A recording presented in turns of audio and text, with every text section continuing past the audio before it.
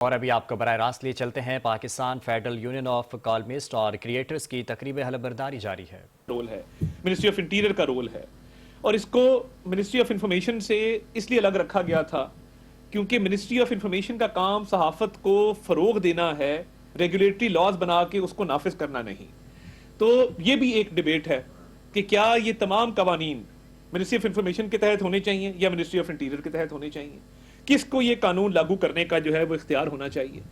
اور میں یہ سمجھتا ہوں کہ بڑا روم ہے ڈائسینٹ کا، اختلاف رائے کا اس ملک کے اندر، کیونکہ میں بطور ایک پولیٹیکل ایکٹیوسٹ کے، ہم نے اسٹوڈنٹ پالیٹکس بھی کی، ہم نے عملی سیاست بھی دیکھی، میں لائر بن کے بھی دیکھا، بیوروکریٹ بن کے بھی دیکھا، میں تمام ان مراحل سے گزرا جو کسی بھی سیاستدان کے اس ملک کے اندر ضروری ہوتے ہیں. اور میں چاہتا تو میں شاید ڈائریکٹ الیکشن بھی لڑ سکتا تھا، مگر میں نے 2 سال سڑکوں پہ رہنے کے بعد، اسٹوڈنٹ پالیٹکس کرنے کے بعد، میں نے بطور deputy secretary C M secretariat ملازمت اس لیے اختیار کی کہ کل کو جب میں سیاست کے عملی میدان میں آؤں تو مجھے کوئی یہ نہ کہے کہ یہ پیراشوٹر ہے، یہ اپنے خاندانی نسب کی وجہ سے یا اپنی ایک خاندان کی لیگیسی کی وجہ سے سیدھا آ کے الیکشن لڑ کے ہمارے سر پہ مسلط ہو گیا ہے.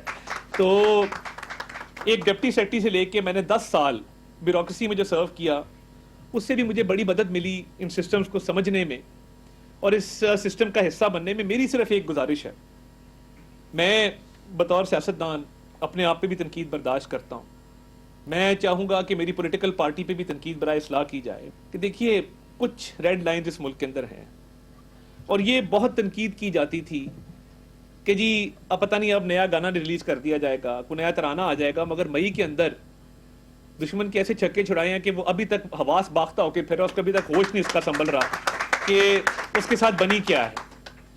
تو میری گزارش یہ ہے کہ ڈیسنٹ کا بہت روم موجود ہے، اور شاید میں سمجھتا ہوں کہ سیاستدانوں میں اتنی برداشت کبھی بھی نہیں تھی جتنی آپ ہے. 90 کی دہائی ہم نے سب نے دیکھی ہے کہ سیاسی عدم برداشت زیادہ تھا، مگر ایک مرحلہ وہ بھی آیا جب جلا وطنی کے دور میں ایک میثاق جمہوریت بھی سائن کیا گیا اور واپس آ کر تلخیوں کو بلایا گیا.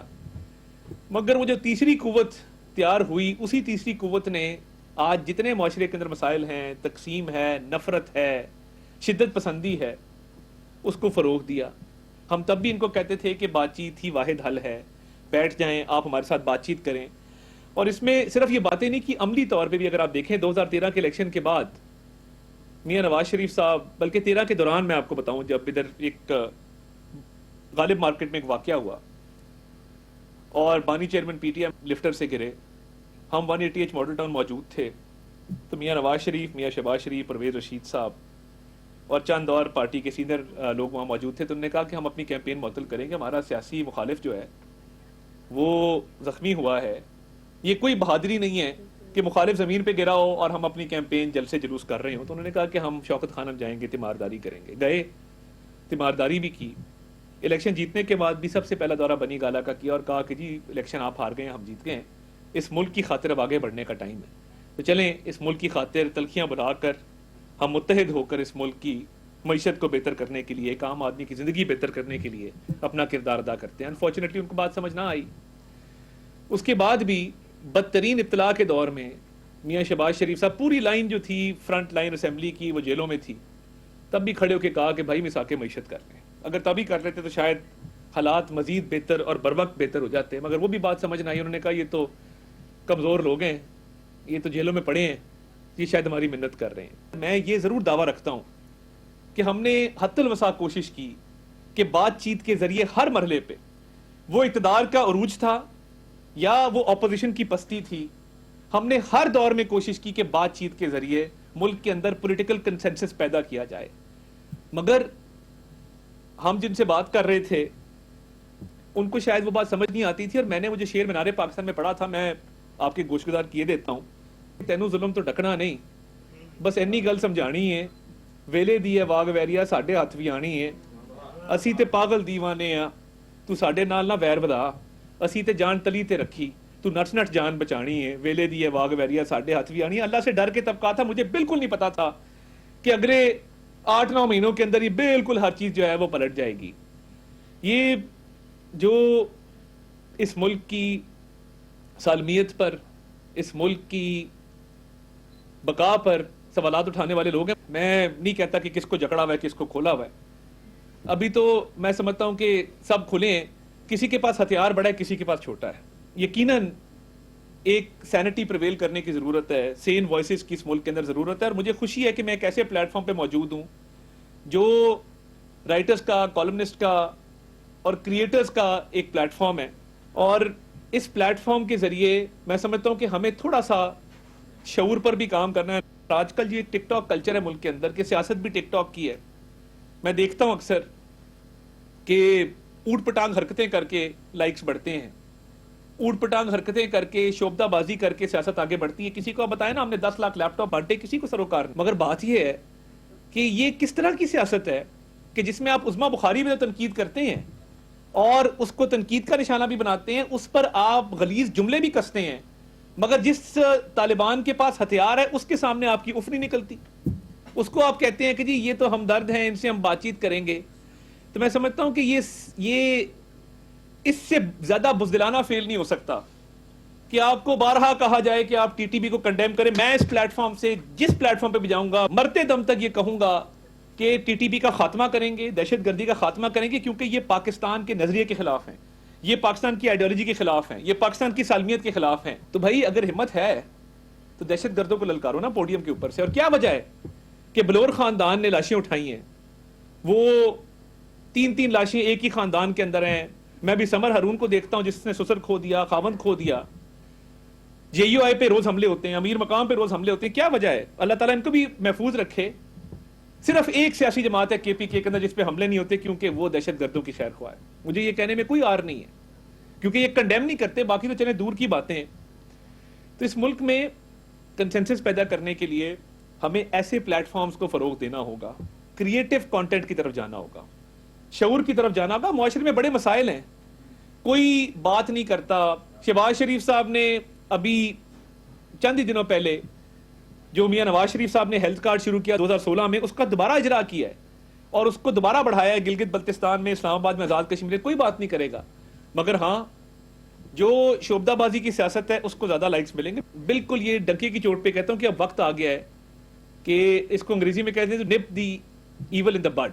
ये जो शरपसंदी है इसकी बिल्कुल गुंजाइश नहीं होनी चाहिए। चलें जो मुल्क से भाग गए सो भाग गए, उनको वापस लाने की भी कोशिश हो रही है, मगर जो मुल्क के अंदर मौजूद हैं उसको भी किसी तरीके कार के तहत बंद करना है। जिन लोगों ने हदें क्रॉस की हैं, कम से कम मैं इंफॉर्मेशन मिनिस्टर के तौर पे आपको ये कहना चाहता हूं कि बहुत जल्द नुकेल भी डाली जाएगी और इन लोगों को जो शरपसंदी फैला रहे हैं, मुल्क में तकसीम को फ़रोग दे रहे हैं, मुल्क के एजेंडे के खिलाफ काम कर रहे हैं, इनको कानून के सामने जवाबदेह भी होना पड़ेगा। ये नहीं हो सकता कि आप माइक को और कैमरे को अपनी मर्जी से इस्तेमाल करें। और एक और बात मैं करना चाहता हूं, ये जो लाखों डॉलर आ रहे हैं, एक तनख्वाहदार आदमी जिसकी 35,000 रुपये तनख्वाह है वो तो टैक्स अदा करता है, मैं भी टैक्स अदा करता हूं, इंडस्ट्रियलिस्ट भी करता है, कारोबारी भी करता है, ताजिर भी करता है, तनख्वाहदार भी करता है। तो ये कहाँ लिखा है कि जिसके बैंक अकाउंट में $1.5 लाख यूट्यूब भेज रहा है उसको टैक्सेबल नहीं होना चाहिए? क्योंकि वो जो टैक्स का पैसा एवेड हो रहा है वो अनफॉर्चुनेटली तनख्वाहदार तबका जो है उसका बोझ उठा रहा है। तो रेगुलेटरी फ्रेमवर्क सिर्फ ये तो नहीं है कि कोई बात की तो उसको पीका के तहत पकड़ के बंद कर दिया। रेगुलेटरी फ्रेमवर्क तो ये भी कहता है कि मुल्क के अंदर मुल्क के नाम पे पैसा कमाने वाले मुल्क के नाम पे टैक्स भी दें। टैक्स कोई की बात कोई नहीं करता।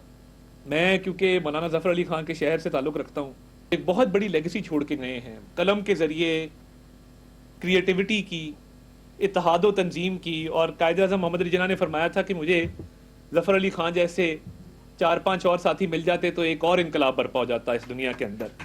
तो आज उनके नाम से मंसूब एक जगह पर हम मौजूद हैं जिसकी मुझे बड़ी खुशी है। एक मिनिस्टर का कैंप ऑफिस तैयार हो रहा था रेडियो पाकिस्तान की बिल्डिंग के अंदर, कि जब मैं लाहौर आऊँ तो वहाँ पे अपना दफ्तर लगाया करूँ, तो वो मैं दफ्तर आज PFUC के नाम करता हूँ। और बिल्कुल नया दफ्तर तैयार है और मैं चाहूँगा कि सोहेल बड़ाई साहब उसकी इनॉग्रेशन करें, इस फोरम को मजीद प्रमोट किया जाए। और मैं चाहूँगा कि आपके साथ एक दफ़ा आप उस दफ्तर में सेटल हो जाए तो आपके साथ बैठ के वहाँ पे ये सारी बातचीत की जाए, क्योंकि इस मुल्क में क्रिएटिविटी को फ़रोग देना। देखिए, मैं जो लोग हमारे दरमियान मौजूद हैं हमें इनकी कदर करनी चाहिए। जिस तरह मैंने भी कहा, इरफान सिद्दीकी साहब चले गए, ख्वाजा फरूख सईद साहब चले गए, ऐसे बेशुमार साथी हैं جو اب دنیا میں نہیں رہے، احمد عظیم قاسمی صاحب جیسے لوگ. تو ہمیں اب جو لوگ ہمارے درمیان موجود ہیں ان کی قدر کرنی ہے اور اپنے قلم کے ذریعے کریٹیوٹی کو اور اویئرنیس کو بڑھانا ہے. میں اس دن دیکھ رہا تھا کہ سی ایم کے پی کے پڑھ رہے تھے جی میرے ہاتھ میں قلم ہے. بھائی کون سا قلم ہے آپ کے ہاتھ میں؟ ہم نے تو نہیں دیکھا آج تک. ہم نے کوئی ایک تحریر آپ کی نہیں دیکھی. شرم آنی چاہیے بھیا. آپ کو کون سا قلم ہے؟ کون سی آپ کی ادبی تاریخ ہے؟ آپ نے کیا کیا ہے؟ آپ نے کوئی ریسرچ ورک کی؟ ایک پیپر ہی پبلش کیا ہو. مگر یہ جو میں شعبدہ بازی کہتا ہوں نا کہ ایک آدھا شعر پڑھ دیا، میں عشق افلاح میں مارا جاؤں گا، میرے ہاتھ میں قلم ہے. قلم عرفان صدیقی کے ہاتھ میں اچھا لگا تھا جب اس کو ہتھ کڑی لگی ہوئی تھی عدالت کے اندر، کیونکہ اس قلم سے اس نے شعور پھیلایا تھا، اس نے مزاحمت کی تھی، اس نے غلط کام کو غلط کہا تھا، صحیح کام کو صحیح کہا تھا. اس لیے آج ان کے دنیا کے جانے کے بعد بھی اس پوڈیم سے ہم ان کی بات کر رہے ہیں، کیونکہ وہ اپنے قلم کے ذریعے، اپنی تحریروں کے ذریعے ہمارے درمیان زندہ ہے. میں یہ بھی چاہتا ہوں آپ سارے لوگ ڈیجیٹل پلیٹ فارم سے موجود ہیں، کیا ہی اچھا ہو کہ اسی یونین سے ایک ڈیجیٹل یونین بھی نکلے. اس کا بھی وقت آ گیا ہے، کیونکہ ابھی ملک کے اندر پچھلے دنوں مجھے بڑا دکھ ہوا. دیکھیے اخبارات کے لیے آئی ٹی این ای موجود ہے، پی آئی ڈی موجود ہے، 100 طرح کے ادارے ہیں جہاں آپ جا کے اپلائی کر دیتے ہیں. الیکٹرانک کے لیے پیمرا موجود ہے، ہائی کورٹس موجود ہیں. ڈیجیٹل پلیٹ فارم اور ڈیجیٹل جرنلسٹ کا کوئی پروٹیکشن کا میکنزم فی الحال موجود نہیں، جس کا فقدان ہے. خدا نے آج تک اس قوم کی حالت نہیں بدلی، نہ ہو جس کو خیال آپ اپنی حالت کے بدلنے کا. میرے سے پہلے ایک حکومت میں ایک وزیر موصوف تھے، وہ پہلی میٹنگ میں گئے سی پی این ای کے پاس. انہوں نے کہا آپ لوگ کون ہیں؟ آپ کا کیا کردار ہے؟ یہ میڈیا، یہ اس کے علاوہ اور کچھ بھی نہیں ہے. اور اسی دور میں الیکٹرانک ٹی وی چینلز کے ریٹس کم کیے گئے، سرکاری ریٹس جس کا 3.5 لاکھ تھا 1.5 لاکھ کر دیا گیا. اخبارات کی ریٹس کم کیے گئے، نیا ویج بورڈ نہیں کیا گیا.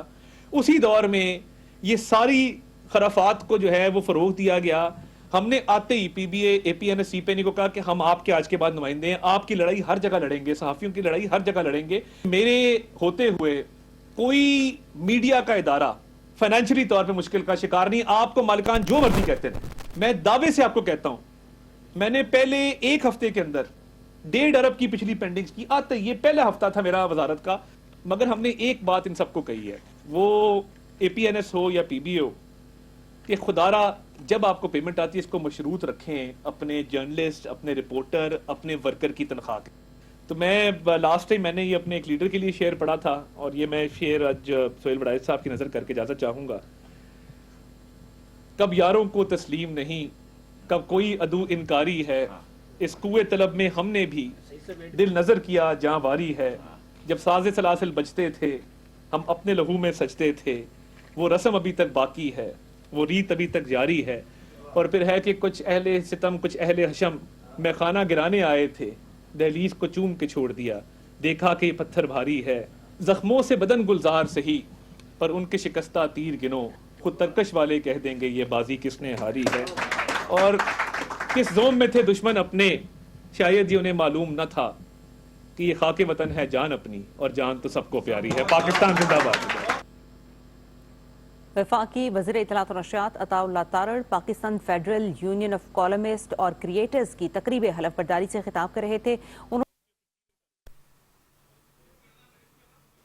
وفاقی وزیر اطلاعات و نشریات عطا اللہ تارڑ کا خطاب جاری تھا. انہوں نے کہا کہ وقت آ گیا ہے کہ تخلیق کاروں کی صلاحیتوں کو سراہا جائے. صحافت کا معاشرے کی تشکیل میں اہم کردار رہا ہے.